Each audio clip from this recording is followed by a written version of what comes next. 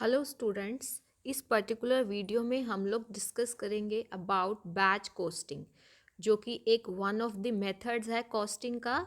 जितने भी मेथड्स हैं कोस्टिंग के, उसके ऊपर मैं वीडियोस बना चुकी हूँ। ठीक है, कि कौन कौन से मेथड्स हैं, आपको उसकी वीडियो जो है कोस्ट अकाउंटिंग की प्लेलिस्ट पे मिल जाएगी। ठीक है, और वो आप लोगों के लिए काफ़ी ज़्यादा यूज़फुल है।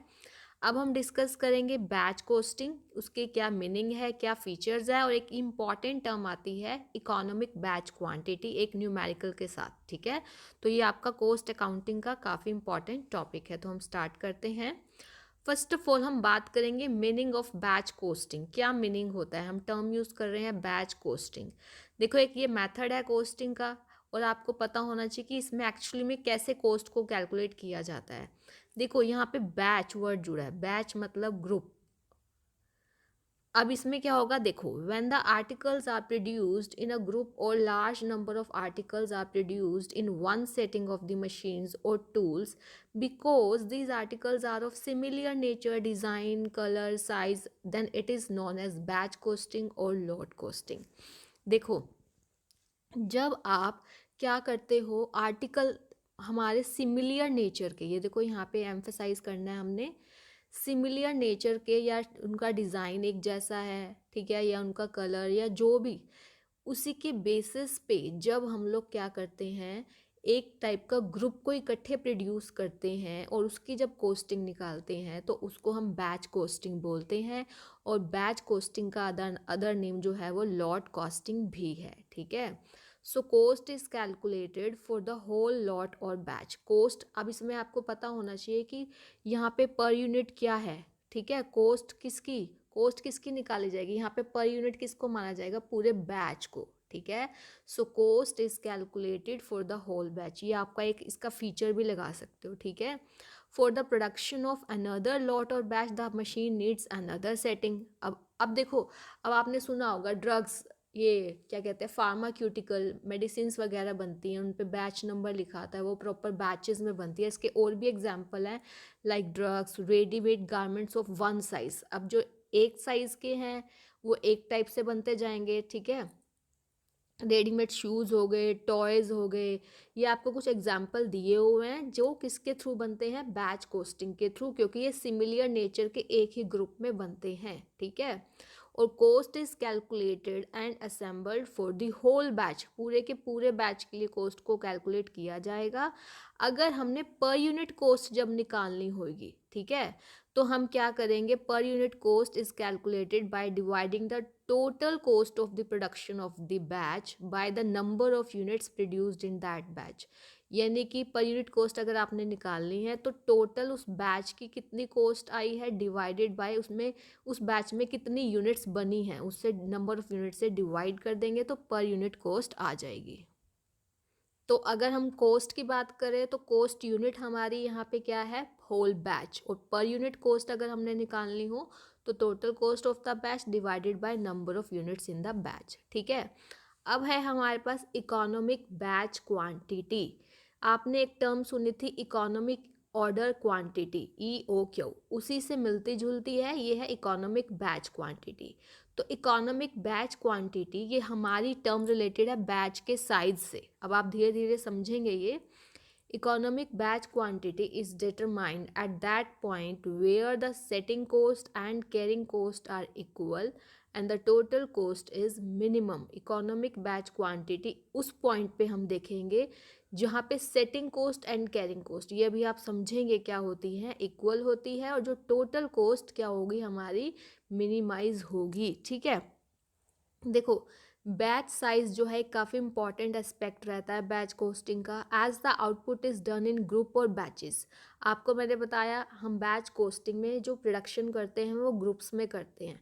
ठीक है, सो वन बैच में comprise any number of articles to be produce depends upon production facilities and setup cost. तो अब हमें जो हम बात कर रहे हैं ना बार बार इकोनॉमिक बैच क्वांटिटी, उसमें हम ये देखते हैं कि हम एक टाइम में एक बैच में कितने आइटम्स को प्रोड्यूस करें, नंबर ऑफ आइटम्स क्या हो, बैच का साइज़ क्या हो, जिससे हमारी टोटल कॉस्ट जो है वो मिनिमाइज हो जाए। ठीक है। तो ये बैच साइज़ हमारा क्या होता है, ये जो प्रॉपर बैच साइज़ होता है इसी को ही हम ऑप्टिमम साइज़ या फिर इकोनॉमिक बैच क्वांटिटी बोलते हैं। आई होप आपको इकोनॉमिक बैच क्वांटिटी क्लियर हो गया होगा। अब बैच कोस्टिंग में हमारी यहाँ पे बैच कोस्टिंग की जगह आप EBQ कर सकते हो। इकोनॉमिक बैच क्वांटिटी का जो कॉन्सेप्ट है उसमें हमारी 2 इम्पॉर्टेंट पॉइंट्स होते हैं, एक सेटअप कॉस्ट आता है, एक कैरिंग कॉस्ट आता है। आपको याद होगा इकोनॉमिक ऑर्डर क्वांटिटी में हमारे पास होती थी कैरिंग कॉस्ट और ऑर्डरिंग कॉस्ट, ठीक है।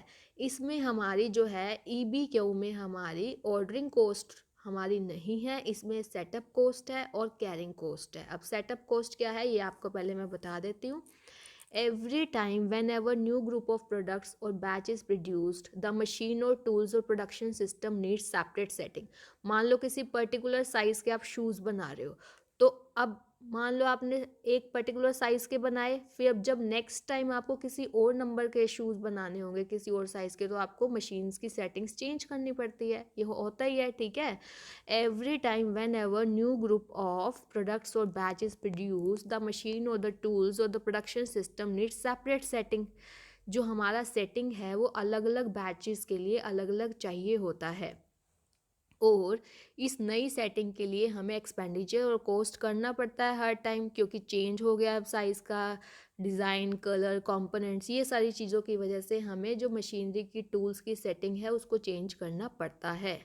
तो setup time is the time needed for the change of machine or system of production from one to another, ठीक है। सिंपली सी बात है, जब आपने एक मशीन सेटिंग से दूसरी पे जाना है तो उस पर टाइम भी लगेगा, ठीक है। सो सेटअप कॉस्ट को हम सीधा डायरेक्ट मान सकते हैं, डायरेक्ट कॉस्ट ऑफ प्रोडक्शन है एक बैच से जुड़ी हुई, प्रोड्यूस्ड एट वन टाइम, ठीक है।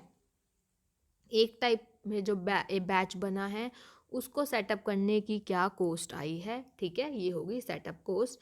एक आपकी है यहाँ पे कैरिंग कॉस्ट जिसको आप होल्डिंग कॉस्ट भी बोलते हो, और जो जैसे हम है इन्वेंट्री को होल्ड करके रखते हैं और सारी चीज़ें बहुत सारी इसमें आते हैं एग्जांपल्स, ठीक है, वो आपने EOQ में भी पढ़ा है।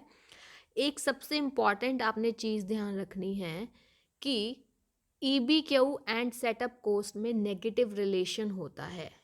क्यों? देखो आप देखो बैच का साइज आप जितना ज़्यादा क्या करते जाओगे, बैच का साइज आप बढ़ाते जाओगे तो सेटअप कॉस्ट कम आती जाएगी। क्यों? क्योंकि मान लो एक बैच में आपने बना दिए 5000 प्रोडक्ट्स, ठीक है, तो आपकी सेटअप कॉस्ट कितनी आ गई, 10,000 सपोज, ठीक है। 5000 यूनिट्स बनाई तो आपकी सेटअप कॉस्ट 10,000 आ गई। अब आपने क्या किया, बैच साइज जो है अब आपने बढ़ा दिया, अब बैच साइज आपने 20,000 कर दिया, ठीक है। अब इसमें ऐसा नहीं होगा, अब आपका मान लो अब आपने 20,000 कर दिया तो सेटिंग तो वही रहने वाली है ना आपकी मशीन्स की, यानी कि अब आप नेगेटिव रिलेशन है, जितना ज़्यादा बड़ा बैच साइज होगा ना सेटअप कॉस्ट उतनी ही कम आएगी, क्योंकि एक बाय चांस आपको 500 500 500 करके अलग अलग बैचेस बनाने हैं, एक आपने सीधा क्या किया 10,000 इकट्ठी आइटम्स बना दी एक बैच में, तो सेटअप कॉस्ट ऑब्वियस है कम आएगी, ठीक है। लेकिन EBQ और कैरिंग कॉस्ट में पॉजिटिव रिलेशन होता है, ठीक है, यानी कि उसको कैरी करने की, स्टोरेज करने का, उसको संभालने का, हैंडल करने की कॉस्ट, तो जितना ज़्यादा बैच साइज़ बड़ा होगा उनकी हैंडल करने की, स्टोरेज करने की कॉस्ट भी उतनी ही ज़्यादा होगी। तो ये इंपॉर्टेंट पॉइंट आपको पता होना चाहिए था। एक सबसे इम्पॉर्टेंट चीज़ आपको फॉर्मूला पता होना चाहिए कि आप कैसे निकालते हो EBQ। ये होता है 2AS डिवाइडेड बाय C का अंडर रूट, ठीक है। A क्या है यहाँ पे, annual demand in units, S क्या है, setting up cost per batch, C क्या है, कैरिंग कॉस्ट या फिर holding cost per unit per year, okay. क्योंकि हमने एनुअल डिमांड की बात की है ना, तो अब देखो इसका मैं आपको एग्जाम्पल करवाती हूँ।